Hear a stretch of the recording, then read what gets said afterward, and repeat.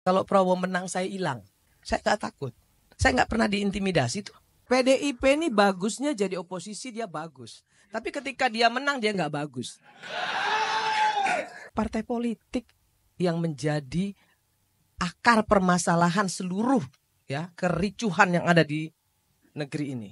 Pemerintah yang absolut, terlalu absolut, dia pasti diktator. Maka kemudian harus ada oposisi. Oposisi di Indonesia ini banci semua. Kalau dikatakan pemilu ini curang, semua partai politik curang. Nggak ada yang nggak curang, bos. Mau ngomong pemerintah aja yang mau kita salahkan, nggak bisa, bos. Salah semua. Bu Irma bongkaran. Keren banget pokoknya. Realistis dan lebih terkesan netral, Bu Irma tidak ingin menyenangkan kita yang sedang menonton. Tapi beliau berupaya untuk menjabarkan apa yang sudah terjadi dan yang sedang terjadi dari perspektif beliau. Mulai dari beliau menelanjangi PDI Perjuangan tentang kecurangan pemilu, dirty vote, dan juga beliau tidak menyalahkan Jokowi semata. Hingga bagaimana untuk jadi seorang anggota dewan keluar uang miliaran rupiah. Nah, silahkan saksikan full videonya karena dari awal sampai akhir pemaparan beliau isinya daging semua. Nggak cuma PDI, tapi beliau juga menelanjangi teman-temannya yang ada di DPR. Katanya ada pecandu narkoba yang jadi caleg juga dan itu nilainya angkanya tertinggi. Nah, selamat menyaksikan karena keren banget. Nasdem tentu tidak akan menunggu PDIP, ya. Kita akan tetap melaksanakan hak angket tanpa harus menunggu PDIP, tapi kita harus menunggu real count-nya dulu. Yang pertama, saya tidak ingin menyenangkan semua yang hadir di sini kalau saya bicara, karena memang itu tipikal saya. Saya ingin memberikan solusi kepada adik-adik mahasiswa, anak-anakku semua, jangan terpengaruh dengan dirty food yang kemudian juga banyak diplesetkan menjadi dirty provokator. Ya, jadi saya ingin menjelaskan satu hal. Siapa yang salah dalam carut marut politik kita hari ini? Siapa yang bersalah? Jokowi. Salah. Partai politik lebih salah lagi. Partai politik yang menjadi akar permasalahan seluruh kericuhan yang ada di negeri ini. Kenapa? Pragmatis. Nggak ada yang nggak pragmatis. Semua partai politik korupsi. Betul nggak? Kita nggak usah tutup-tutupin itu. Golkar pernah nggak jadi oposisi? Nggak pernah. Di dalam terus kok. Maunya aman-aman aja. PDIP ini bagusnya jadi oposisi dia bagus. Tapi ketika dia menang dia nggak bagus. Karena ketika dia menang dia diam seperti kura-kura. Tapi ketika dia kalah baru dia menjadi betul-betul jadi wong cilik. Itu pendapat saya. Soal kecurangan-kecurangan yang ada, yang tadi dikasih tahu Mbak Bibip dan lain sebagainya hari ini di sini saya buka. Saya pelaku. Saya adalah caleg. Saya harus keluarkan uang sekian miliar untuk bisa duduk. Yang seperti Pak JK bilang tadi, betul. Tapi saya apresiasi sekali tadi Pak JK bilang kita bukan untuk menang-menangan. Kita mau cari solusi kan hari ini di sini. Bagaimana election kita ke depan ini harus lebih baik? Kan itu intinya. Kalau itu yang mau kita lakukan, perbaiki partai politik kita. Jangan pilih calon-calon anggota dewan yang dari oligarki politik. Jangan endorse pengusaha-pengusaha kotor untuk masuk di parlemen. Jangan endorse pelecehan seksual, pecandu narkoba, koruptor, masuk semua. Semua kenapa? Semua karena mengejar elektoral 4%. Siapapun yang bisa bawa kursi silakan masuk. Asal bisa bawa kursi, itu yang merusak Pak JK. Jadi jangan juga PDIP mau ngomong bahwa yang salah itu semua Jokowi. Enggak, kita semua salah. Saya sebagai orang partai politik, saya sebagai salah satu pimpinan di Nasdem, saya bilang partai politik yang paling salah. Yang mengendorse si Samsul siapa? Partai politik. Lah, yang ngendorse Samsul itu kan partai politik. Bapaknya senang-senang aja di endorse. Terus Pak PDIP misalnya bilang Jokowi pengkhianat, mengkhianati PDIP. Lah kalau memang mau membenahi election ini, nggak perlu dong ribut-ribut. Jokowi nggak lagi bersama dengan PDIP, nggak perlu. Cuek aja, PDIP juga bisa kok. Kan itu harusnya. Tapi kan PDIP ribut. Kenapa Jokowi minggat dari PDIP?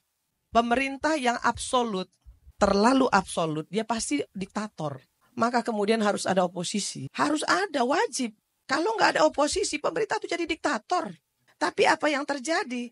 Oposisi di Indonesia ini banci semua. Kenapa saya bilang banci? Orang masih melempar batu sembunyi tangan kok. Masih ngemis-ngemis kok dari pemerintah. Banci. Jadi kalau kita sekarang mau mengatakan diri kita yang paling benar, no, nggak ada yang benar hari ini. Ayo kita beresin. Dari mana dimulainya? Dari DPR.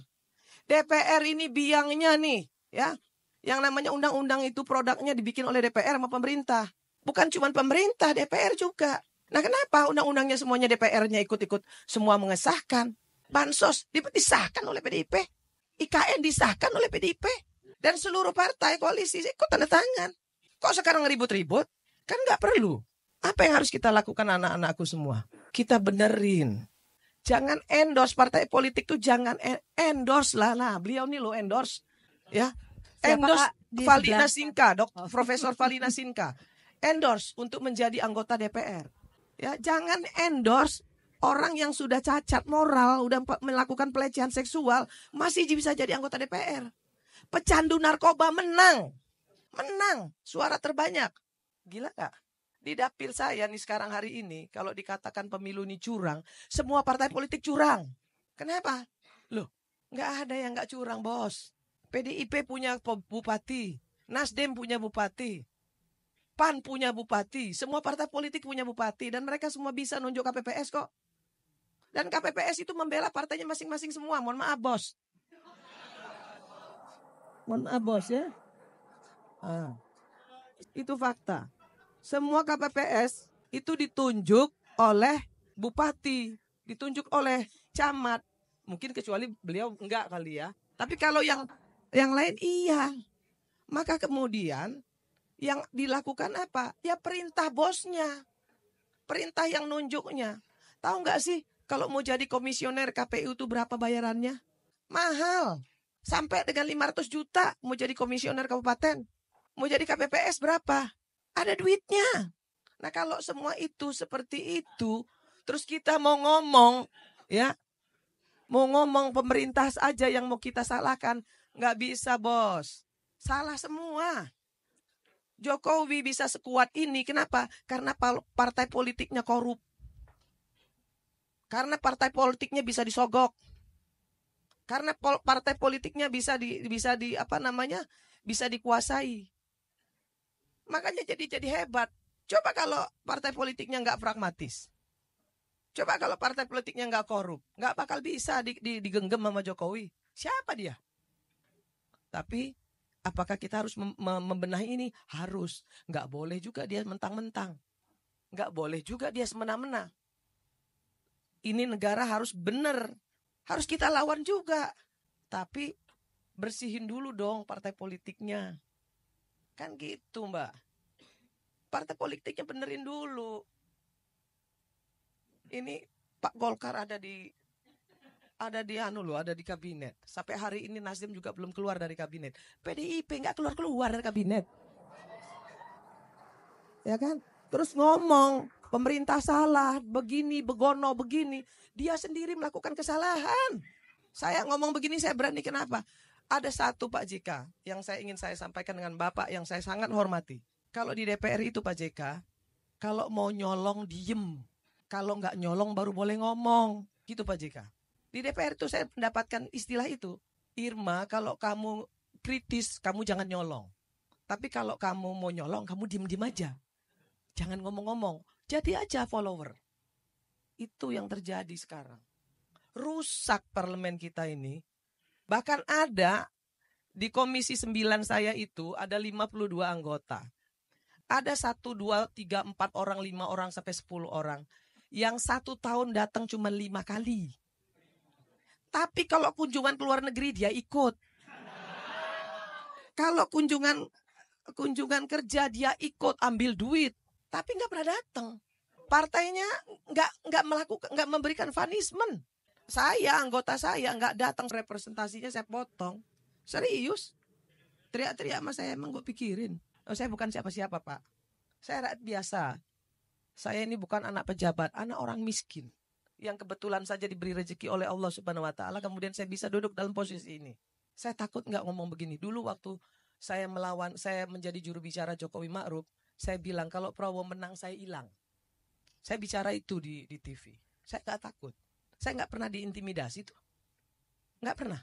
Kenapa? Saya hanya takut sama Allah Subhanahu wa taala, dan ketika saya melakukan kesalahan, saya cuma takut itu.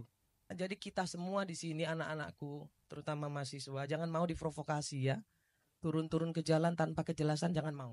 Cari tahu dulu. Gak perlu. Gagah-gagahan tapi salah. Jangan deh. Jagalah negeri ini. Yang lebih penting adalah persatuan dan kesatuan bangsa kita ini gak boleh dipecah-pecah. Jangan ini oknum-oknum yang banyak ngomong hari ini, itu justru menghadap-hadapkan rakyat dengan rakyat dan menghadap-hadapkan rakyat dengan pemerintah. Itu yang terjadi. Akademisi kita banyak juga kok partisan. Nih, banyak juga lah media yang partisan, yang berpihak. Bilang enggak, tai kucing. Tai kucing, saya tahu juga kok. Ya kan? Jadi enggak usah bilang paling benar diri kita sendiri, enggak usah. Hari ini ayo kita benerin sama-sama. Jokowi salah, banyak salahnya, ayo kita benerin. Partai politik salah, ayo kita benerin. Itu yang harus kita lakukan hari ini. Buka mata kita semualah. Jangan karena kita berpihak kemudian kita menyalahkan salah satu pihak, jangan. Kalau memang membenahi negeri ini, kalau memang negeri ini harus kita jaga, ayo kita jaga sama-sama. Saya Nasdem, saya berbicara bahwa saya akan ikut menandatangani hak angket. Saya ikut. Terima kasih Kak Irma. Ya, tapi tunggu Hasil real count. Real count-nya selesai dulu supaya Siap. kita clear. Siap. Nah, jadi Mbak, saya ingin sampaikan di sini bahwa kecurangan-kecurangan yang terjadi yang diributin sekarang ini bukan hanya oleh pemerintah, tapi juga oleh partai-partai politik partai-partai politik. Karena semua partai politik itu punya kepanjangan tangan di daerah. Ada bupati, ada gubernur, ada wali kota, dan mereka lah semua yang melakukan berbagai kecurangan-kecurangan itu untuk menambah suara di partainya masing-masing. Bagaimana teman-teman setelah menyaksikan pemaparan dan gojekan dari Bu Irma? Bu Irma ini dari Partai Nasdem ya. Meskipun Pak Anies kalah, yang didukung kalah, tapi beliau ini vokal banget tentang kecurangan, tentang keadaan konstitusi hingga saat ini. Menurut saya ini sangat menarik untuk membuka wawasan kita. Menurut saya ini juga beliau, Bu Irma, lebih netral dalam pandangan kali ini. Nah, jika teman-teman ingin menyaksikan full video dari berbagai narasumber termasuk Pak Yusuf Kalla, teman-teman bisa mencari di channelnya Visip UI dengan tajuk Diskusi Publik Election Talk Part 4, yaitu konsolidasi untuk demokrasi pasca pemilu 2024, oposisi atau koalisi. Terima kasih. Jangan lupa subscribe channel ini.